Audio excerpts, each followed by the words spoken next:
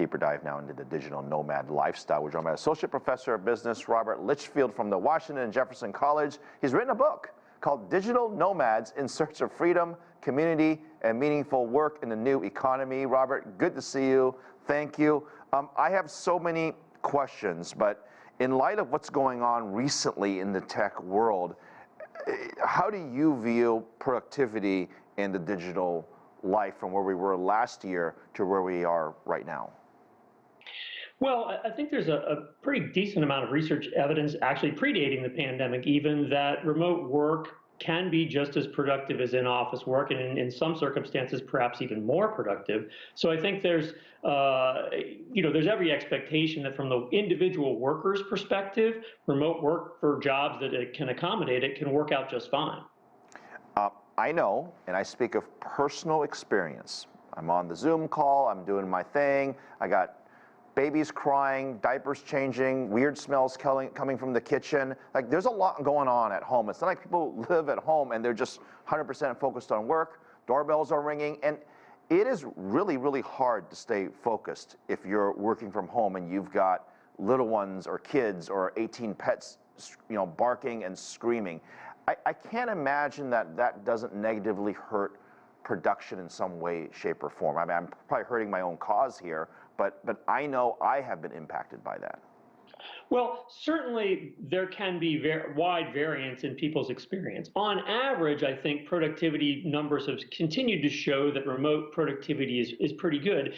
I also want to just say we've lived through in the last couple of years kind of the worst possible version of remote working.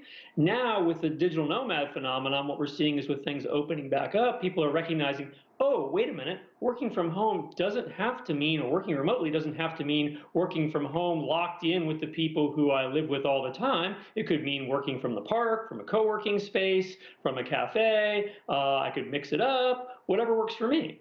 If you are 100% right, why is Elon Musk doing what he's doing by asking his people to come back to work, or essentially saying you're fired?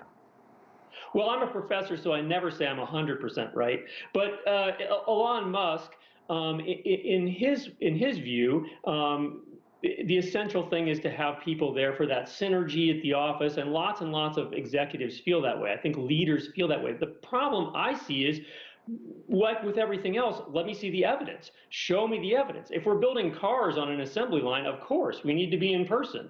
But if we are making software products, show me the evidence that it's more important for us to be in the office. And so far, we haven't really seen that evidence. We are seeing more and more companies asking their workers to come back, right? From banks to tech firms. I mean, every day you see a new announcement. Why are managers asking their people to go back if they're more productive at home? I think from a leader's perspective, you have to look at it differently than from a worker's perspective. From a worker's perspective, the remote work thing can sometimes just be all upside. I'm doing my job. I don't have anybody interrupting me anymore. I don't have to smell Ted's lunch in the cubicle next to me. This is great, right? But from the leader's perspective, the leader's work is coordinating the work of others. And so I think what we really see with this new remote work phenomenon is leaders, I think, are a little bit freaking out that they have not necessarily mastered the skills that they need to coordinate people who are working remotely. Yeah, I think, and this is my opinion, that it depends on who you are and what you do, right? You can't say, well, one size fits all, and you've alluded to that. That said, we have this hybrid model where you come to the office for a couple of days, you work from home for a couple of days, and that seems to be the happy compromise that a lot of companies and employees are coming to. Is that the new normal, this hybrid model now? Maybe.